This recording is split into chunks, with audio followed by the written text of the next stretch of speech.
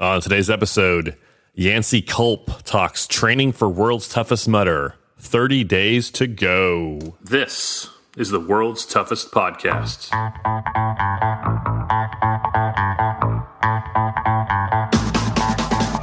Welcome to the world's toughest podcast, where we talk about any obstacle course race you'd like, as long as that's world's toughest mudder. Each week we talk to members of the WTM community and share stories of success and failure in the single greatest event in OCR. My name is Will Hicks, and this is the world's toughest podcast. Welcome back to World's Toughest Podcast. Thank you for listening. You're listening to the number one rated obstacle course racing podcast in the world. As of listeners like you, thank you for leaving a review on Apple Podcasts or Amazon. Today in our show, Yancy Culp. Yancy is well known in the Tough Mudder community and really the obstacle course racing community. Yancy runs yancycamp.com, which is, there's lots of places to hire a trainer, like an online trainer, where someone sets up workouts for you, and lots of places. But Yancy is the one for obstacle course racing. There's lots of other athletes that do a very good job, but as far as like most well-known, most respected, Yancy is your guy. We've had him on in the past, talk about training for world's toughest mudder. Today, we're going to talk specifically about, we've got 30 days left. World's toughest mudder is 1 month away. What do you do this last month to get ready and to show up to the start line ready to go? Before we start, you can email me, willhicks@gmail.com. You can follow the show on Instagram, Twitter, and Facebook by searching for World's Toughest Podcast. And you can follow the OCR Report, which is our big website on the internet that hosts our show, the OCRreport.com. Follow the OCR Report on Instagram for race results and obstacle course racing news. You can also find our other OCR podcasts there, Obstacle Running Adventures and Overcome and Run, and the OCR Report podcast. We just talked with the women's world champion, Karen Carlson, over on the OCR Report. Check that out. Before we talk with Yancy, let's read some iTunes reviews. 5 stars. 5 stars. 5 stars. 5 stars. 5 stars. 5 stars. 5 stars. 5 stars. Our first review comes from Joel Zanicki. Joel writes, probably, most likely, maybe the best podcast about world's toughest mudder. 5 stars. Dear World's Toughest Podcast, thank you for being there for me in times of need. From slipping on the treadmill to cleaning my room to writing bad reviews on other podcasts. Thanks again, Joel, aka @ZanickiJoel on Instagram. 5 stars. Joel, thank you for the review. First of all, we don't say bad things about other podcasts here, so stop it. And last thing, Joel, again, I appreciate you leaving the review, but you want me to say that you're on Instagram, you're @ZanickiJoel, and you put that in the review, so I would read it online. So I would say @ZanickiJoel on Instagram, but I'm not going to do it. I'm not going to tell anyone to follow you on Instagram @ZanickiJoel.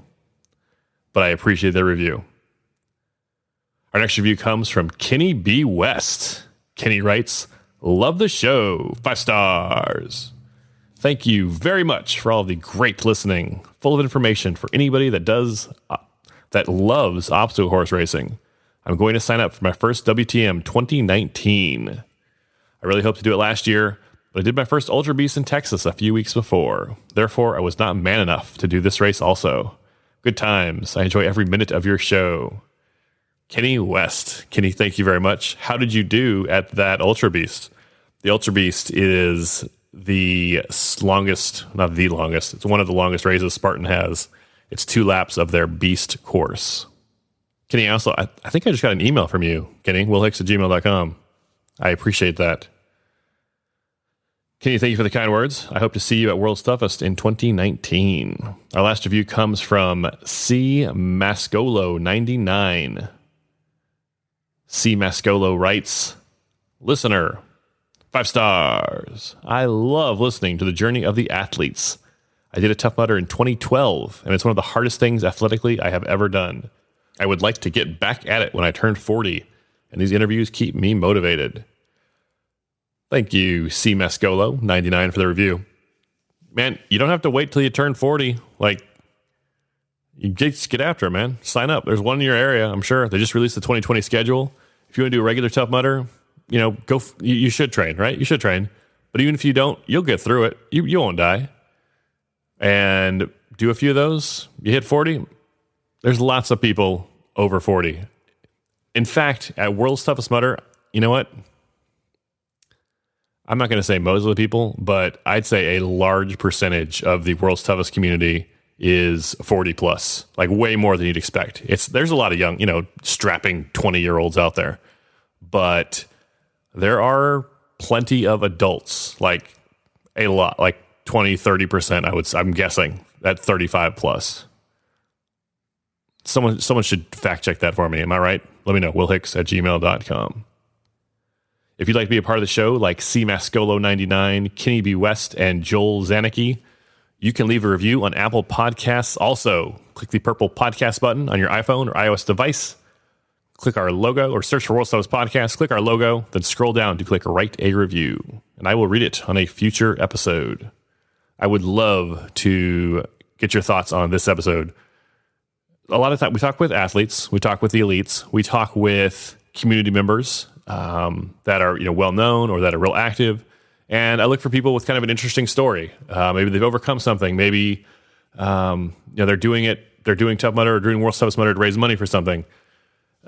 Training is a topic we don't talk I feel like we talk about it almost every episode, but we don't focus on it in an episode very often. So let me know what you think of this episode. Shoot me an email.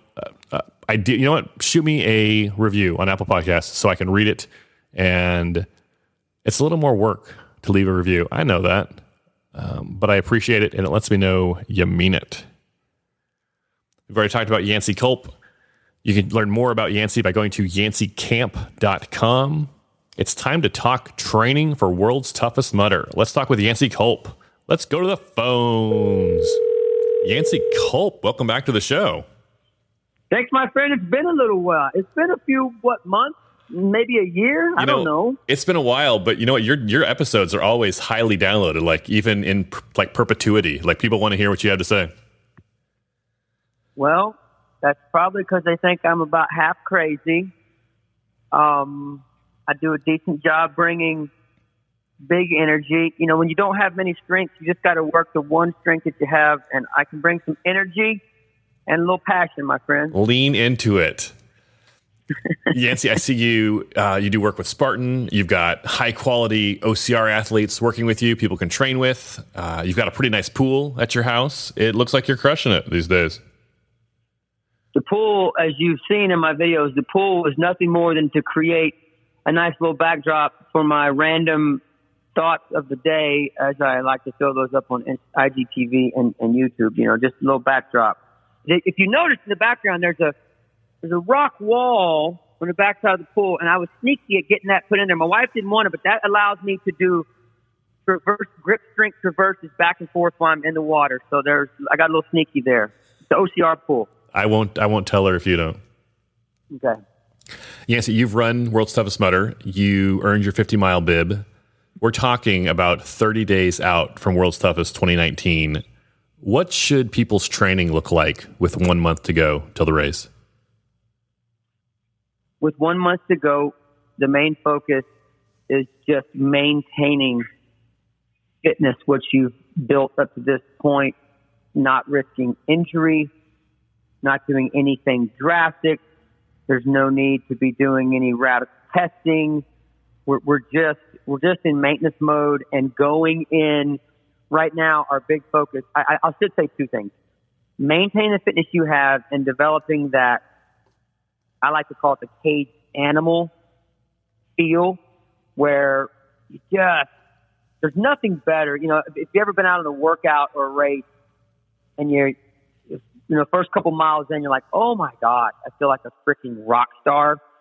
That's what we want to develop. And, there's certain training times throughout the year building into preparation for World Toughest Mudder where, we're stacking on a lot of stuff in the week, and you're not always going to feel like that rock star performer in every workout and every race because they're not A races, and you're just kind of grinding through big training cycles. Right now, as we're maintaining fitness, we're also kind of, look, for a race this big, there's nothing wrong with slightly tapering back as early as 1 month out.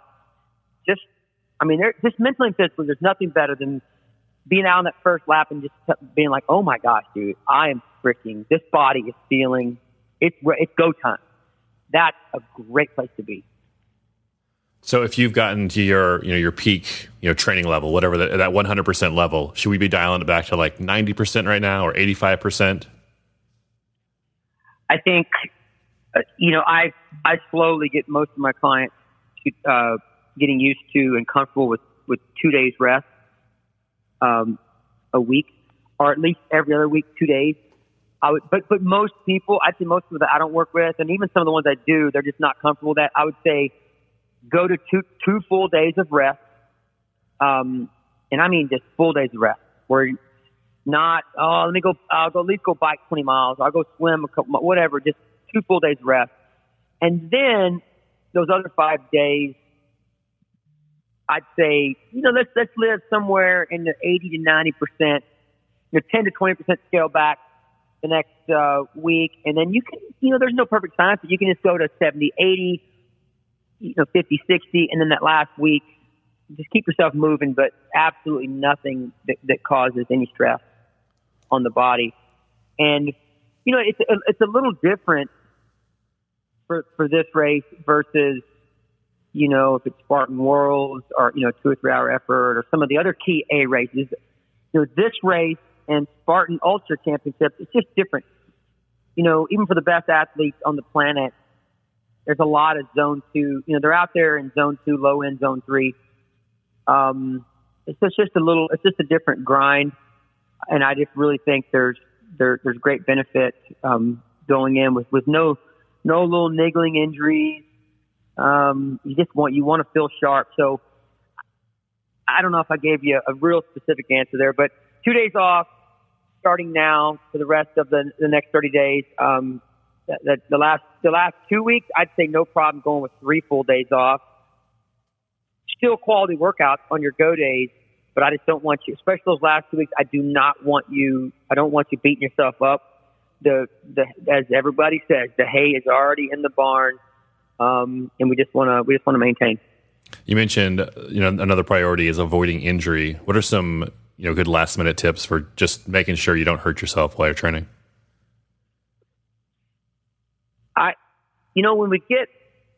When we get this close, and this is something that I almost go throughout the entire year with my fingers crossed. But once we get, for like Spartan Worlds, I'll say 2 weeks.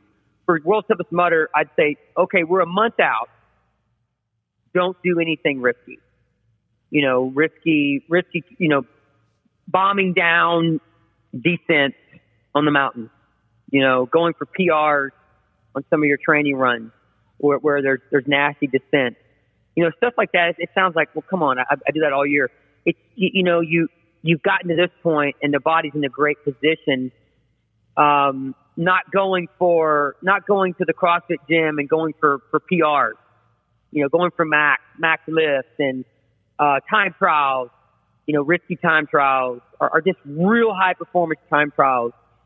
It's just not the kind of race where any of that's going to benefit you and you're putting yourself at a higher risk of injury, if that makes some sense. So you still get quality workouts in, but just don't push it past, 85, 90%. Stay within your limits. Yeah. Don't be risky. Don't go maxing out, and don't go chasing Johnny Luna Lima down any descent because you can't stay up with him anyway, and you're probably going to frickin' sprain an ankle. And I don't want that. I want you to go in there feeling like a freaking rock star, ready to go strong for 24 hours with a smile on your face. What about that last week leading into World's Toughest Mudder? How should runners plan that last taper?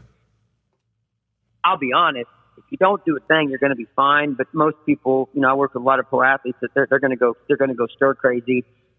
Just a couple easy runs.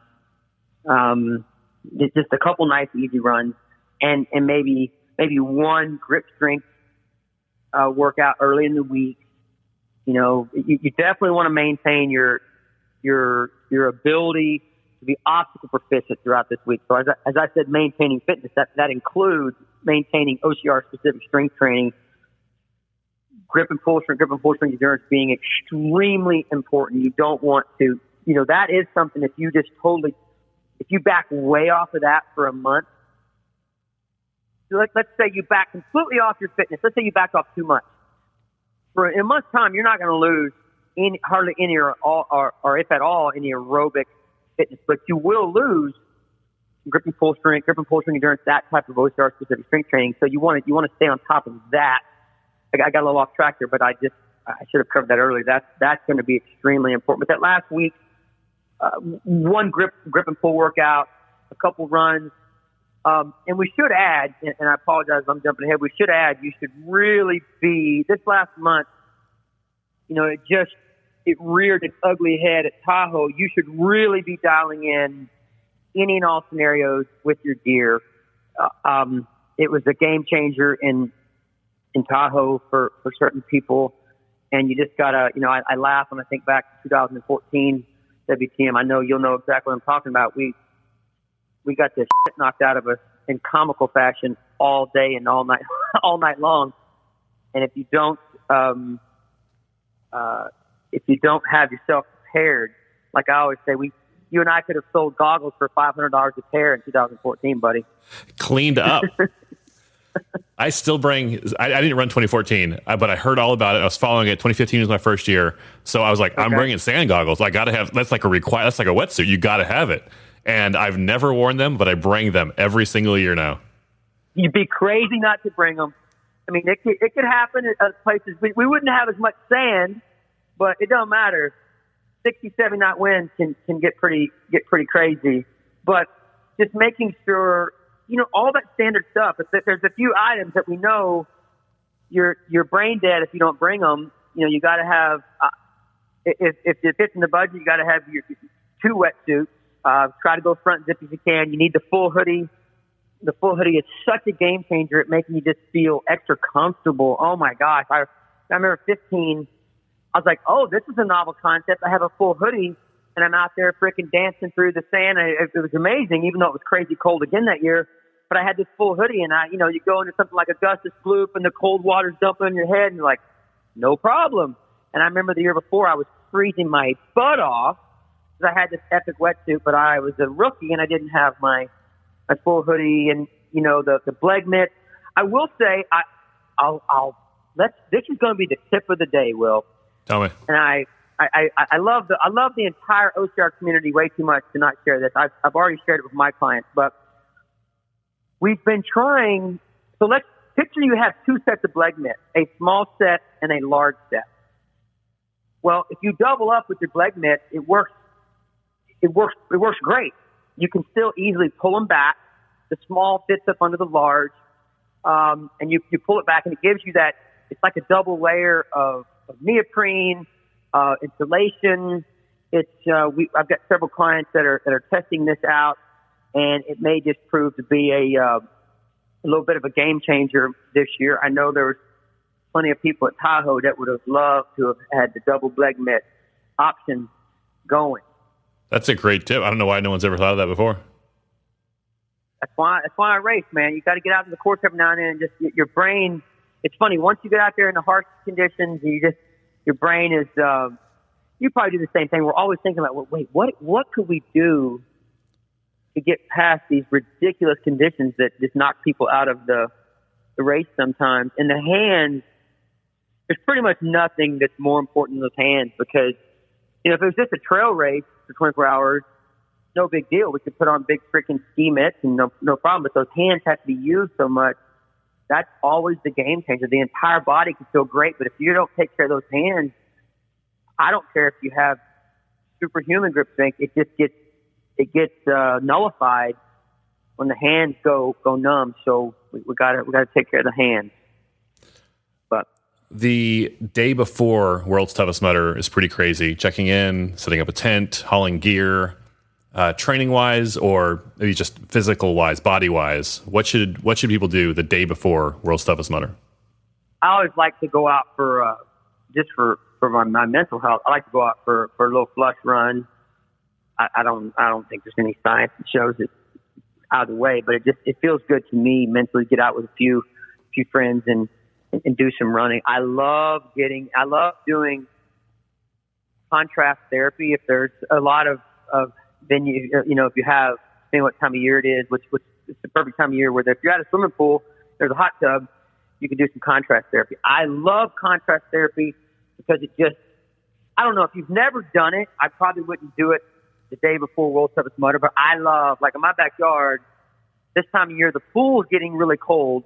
Not really cold, but chilly, and I'll heat the hot tub up, and I'll do like 2 minutes in the pool, 2 minutes in the hot tub, do like 7 or 8 rounds of that.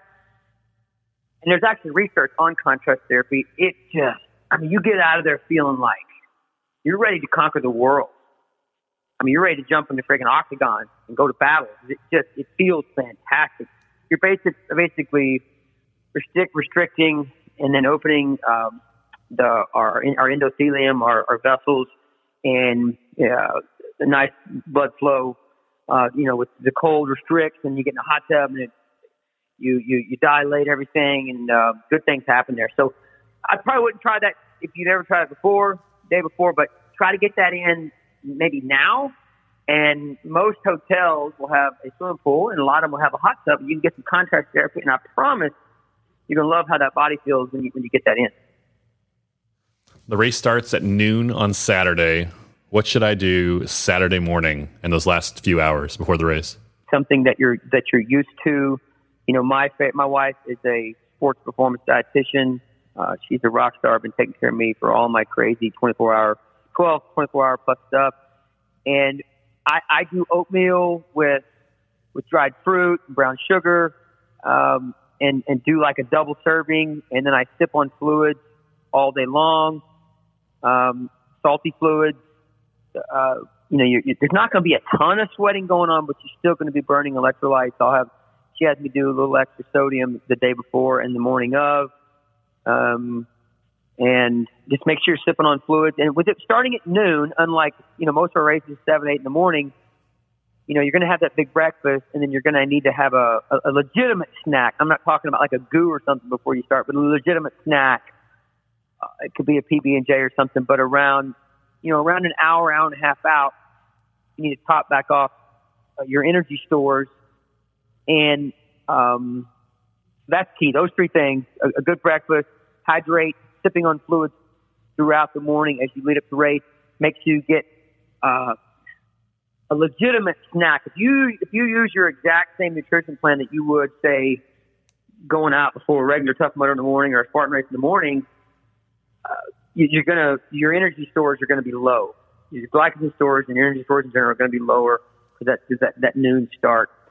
And so make sure you have a really good snack, maybe even a light lunch at like 10:30. And as we know, fueling during Tough Mudder is a little different than a high performance Tough Mudder or Spartan Beast or those type 2 or 3 hour efforts and 4 hour efforts and down. Just our pacing is different. So, where 2 or 3 goos could get you through that race, that's going to be you just have to look at it from a completely different standpoint. You have to plan on eating, my wife, my death race, my World's Toughest Mudders, all my sucks, anything I've ever done, it's like 12 hours plus. Very meticulous planning for fueling is extremely important. It becomes wildly more important than a short duration race. And, take a World's Toughest Mudder, she has me fueling every 45 minutes, no matter what, on an actual timer, because as you know, you've been there, done that. There's times where mentally and physically you just don't feel like staying on your system. So you got to keep fueling. So lots of fuel choices out there in the transition area, and that you'll have with you out on course. Some strategies that I have my clients use to really buy some time is, you grab and go. Let's say you grab a Smucker's Uncrustable, very very popular choice. Feels a little more like a real food choice versus you got the carb and protein there, and you walk and jog and eat, or if let's say you walk out of the transition area, the next 200 meters you're eating your Uncrustable. Well, you just covered 200 meters while you ate instead of sitting in transition eating. So it doesn't matter, and that applies for everybody. If you're going for 25 miles, 50, 75, or 100, that's going to be very applicable to every one of those. It's like meeting your Ultra Beast time hack or getting these bibs at World's Toughest Mudder. Walking and eating is going to save you your pinching seconds, your pinching precious seconds. And then you just take your wrapper, throw it in your pocket, you dump it out on the next lap, and so long story short, you get out of transition fast. So this last month, you're preparing things like that. Like I'll have, the Morgans and the Joshuas and the Chris Mendozas and Miguel's and my other athlete, Adrian Alvarez and whatnot, athletes that do the ultra stuff. Rhea, you practice these things. You do a 4-hour simulation and you practice your foods, you practice timing. It's going to sound childish, but practice just, walking or jogging out of the transition while you're eating. That stuff adds up. When you talk about, you start getting into 10 to 20 transitions, that's massive. Now you're looking at an entire lap, half a lap of saved time. You're like, well, yeah, that's important for Ryan Atkins and the Ray Cobles and whatnot that are trying to win these things. But yeah, it's just as important, if not more important, for people trying to get their very first brown bib. Yeah, I think everyone could use one more lap, right? Absolutely, dude. Absolutely. What do you do about recovery right after a big race like World's Toughest? You're feeling like garbage. You're tired. You're mentally beat up. What do you do the first 24 hours after the race? Well, almost guarantee you're gonna go through a level of depression, and I don't use that word lightly. We all feel, it's such a big preparation leading into it, and we all kind of get on this. It's a roller coaster ride, and you're out of that roller coaster. You're going home, and so you have to be prepared for that down. And I always tell everybody, we think recovery and we think physical recovery, but mental recovery is, I probably lean towards, in my Yancy Camp program, and my clients know 51% is mental, 49% physical. The mental conditioning, and this is not a sales pitch, but the moment your race is over, it might be 6 months to a year away. It might be just signing up for the next World Toughest Mudder. Get that back on the calendar. And I'm telling you right now, I don't know if there's any formal research on this, but I'm speaking as myself, as the guinea pig, and all the hundreds of clients that I've worked with. It helps. It just immediately gives you a sigh of relief that, you know what, I'm back in the game. And you're going to take some time off, but you're back in the game. So the mental recovery, that helps a ton. Physical, if there's different levels. We do so much throughout the year that the majority of my clients are like, Coach, oh my gosh, like 24 hours later, like I feel pretty good. And when you find yourself feeling good after a 24-hour race like that, that's because your training is 99% of the reason why you feel good. You've done things to really bulletproof the legs and get yourself prepared, which also allows you to pack in more long duration training in preparation. But you need, but for many people, you're going to feel like you ran over by a train 3 times. So I love water. If you have a pool or access to a pool that's 3 or 4 foot deep, get in and do some water jogging, water walking, light runs. Getting on the bike and spinning. Just if you just feel sorry for yourself and just kind of you just go to work and walk around, do no fitness for the next week. That's going. I'm a firm believer that that's going to be much worse than getting out and getting through some real low level basic fitness just to flush you out, for lack of better terms. It does help. The first mile sucks, the first 5 minutes sucks, but just get out there and get the body moving. Maybe have a stiff drink and get out and get your butt in the pool and just start walking around. I do that sometimes. I'll admit, sometimes my recovery on something long is a stiff drink, and I have a sip on each lap as I come back to my glass. But I'm kind of joking there, but I'm kind of being serious too. We don't talk about it a lot with the recovery or the post race, but the mental side of it is real. Like there's sometimes like it's almost like a sense of loss. Like even if you have a good race, like this thing that I've been looking forward to, it's done and it's over and I'll never be back.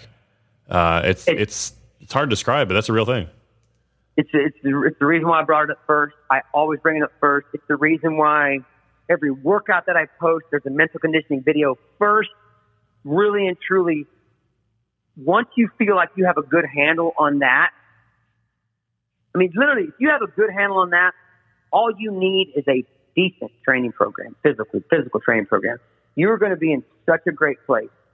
When you're happy throughout the year, pre-race, during the race, and post-race.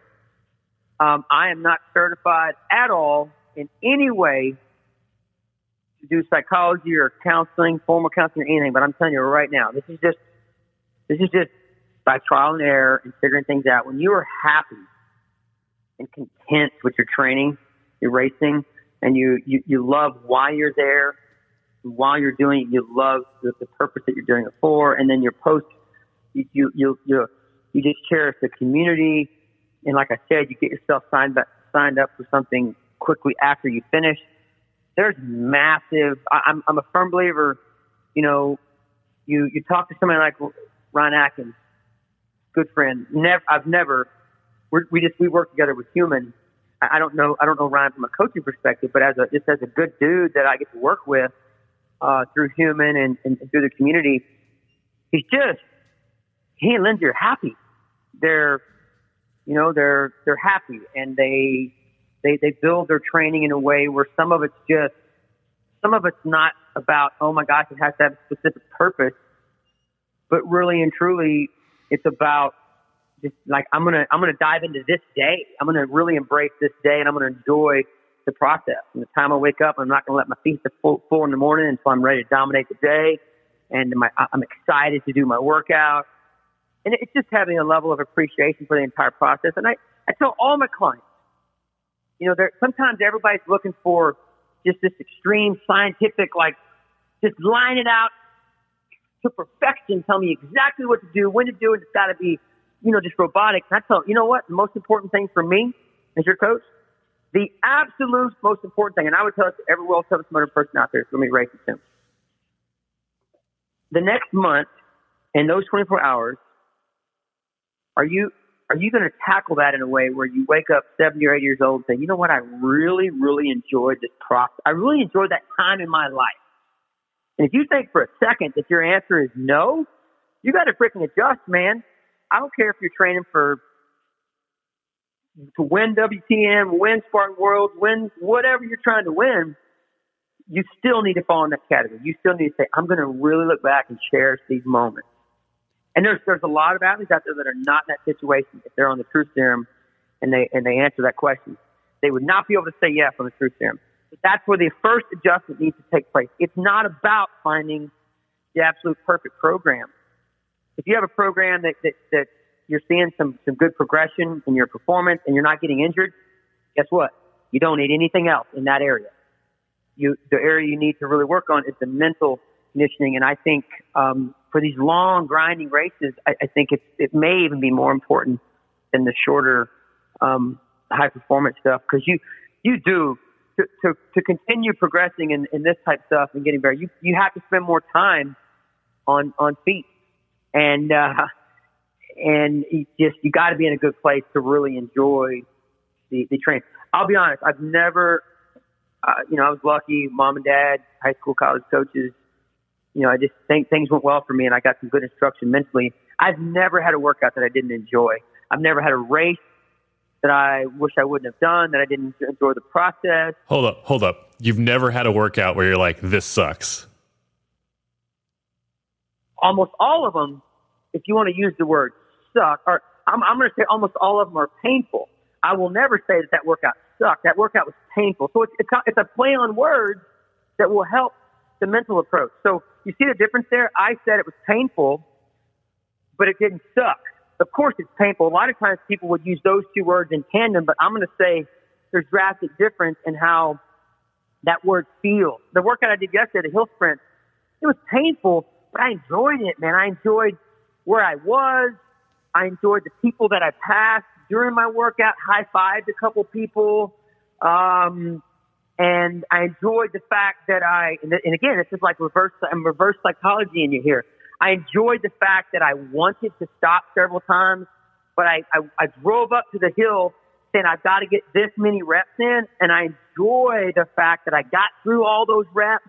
So I won that battle because every workout, because it is painful, not suck, but it's painful.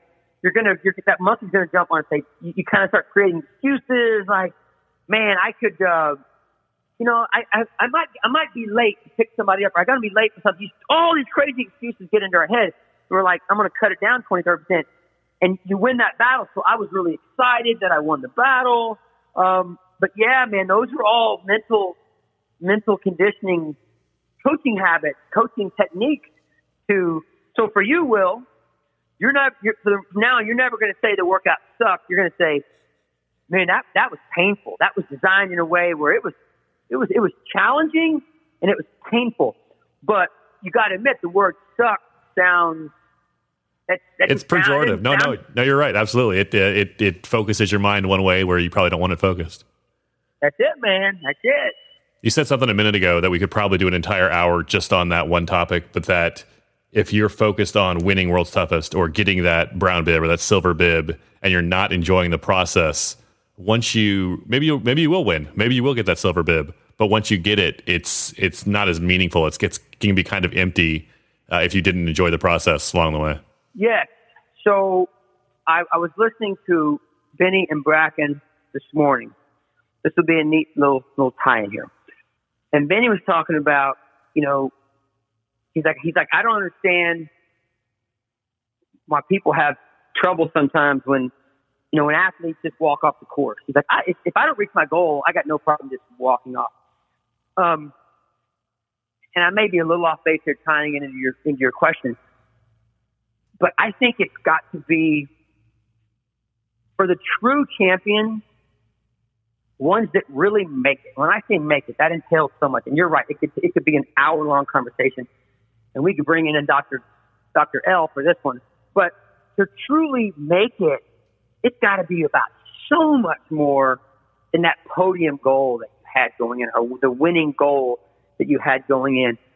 Even when you're going 90 miles an hour, reckless pace, to log 100 miles and get the orange bib, the orange coat, jacket, you still, like Mendoza. He enjoys the freaking process. He's smiling. I don't think he's not perfect, but I think he would immediately find reason to stay engaged if he realized that the podium was out of the question, or, the 100 miles is out of the question, or I'm not going to win this year. I think he would immediately adjust his mind. So what I'm saying is that I think that's a trait that the Tom Brady's have, and other champions, Michael Jordan, other true champions. I think it was, of course, winning and being the best drove them, but it was much bigger than just that orange jacket. It's way, way bigger. And I can promise you, I use those as an example. I can promise you he is going to wake up at 70 and just has nothing but extreme vivid memories about everything he ever did the month before, the day before, the 24 hours during, and all the time after between finishing that race and his next race. And man, that is a missing component that anybody listening, if you don't have that, graciously start working to get yourself in that situation.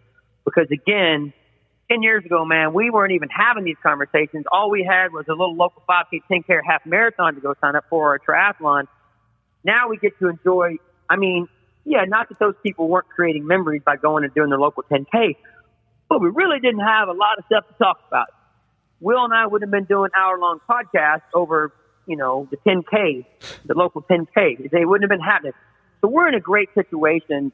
This has been put right in front of us to allow us to be in a situation to create insanely epic memories. So just make sure you are in a place where you are enjoying the whole process, my friends. And I think, I could be proven wrong, but I'd be willing to bet that your physical performance will always come out.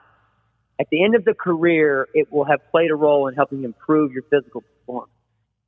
Yancy, you mentioned training athletes. How can people train under you or train under your athletes? Well, we have 600-700 clients over about 25 countries that are teamed with us at yancycamp.com.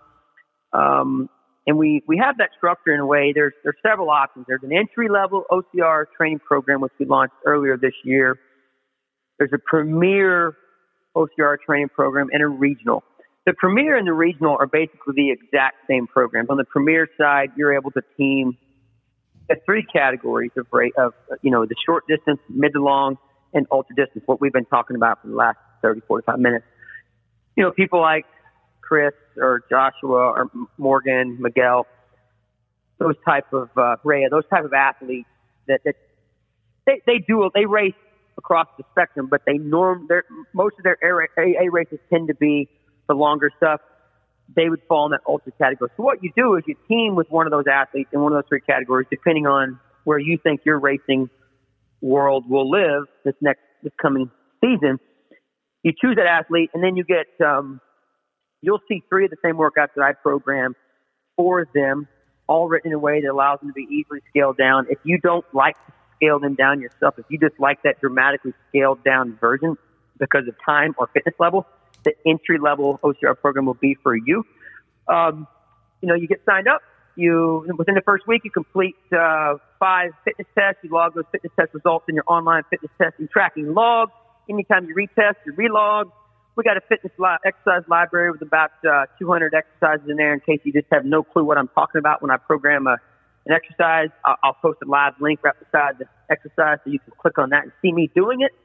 And we've got a great community of just like-minded people and the Yancy Camp Athletes and Coaches closed Facebook group. And as I like to say, I'm confident you'll enjoy the program and the results. We've been around for about 5 years.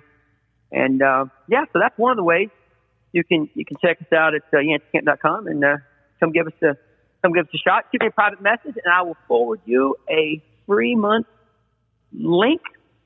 We're teamed with a bunch of really cool companies. I have one of my semi-decent strengths is just networking with people. I love networking with people and businesses, and we have a lot of fun ties, a lot of fun things we're doing over at Yancy Camp. We have a lot of fun irons in the fire, and I'm super excited for 2020. We got a lot of stuff that we're gonna unveil. You want to tease any of those new 2020 things? Oh man, well, lots of great things going on with the Spartan Ram. I helped broker a deal between Spartan and Ram, and we are, as you've seen, a lot of people listening, you've had your hands on the Ram and the Spartan Stadium races and the city sprints. You're going to see, though, Spartan just announced that we have a Stadium World Championship next year, so you're going to be seeing a lot more of the Spartan Ram. It's a phenomenal, indestructible, 100% recycled strength training and body maintenance tool. So a good 2 for 1. Just tons of cool things going on with the Spartan Ram. I'm super pumped to be teamed with Ram and Spartan on that deal. I think you and I are getting ready to go talk about another little tease. I'll tease it here, but a lot of fun things going on with High Rock. I'll save most of that stuff for the next piece we do. A lot of fun things going on with Human. Ryan and Lindsay and Amelia and I are on the Human team. We've got some really neat irons in the fire They're doing some fun projects with Gooder, the sunglass company. Oh gosh, let's see here. Working on some really neat things with Joe and Spartan. Getting ready to launch a Death Race podcast with Don Devaney. Don and I will be doing that with Spartan. There's a few more things going on. I forget. Oh man, wait a second. I got a big one going on. Tell me. This is a game changer. I posted a video recently.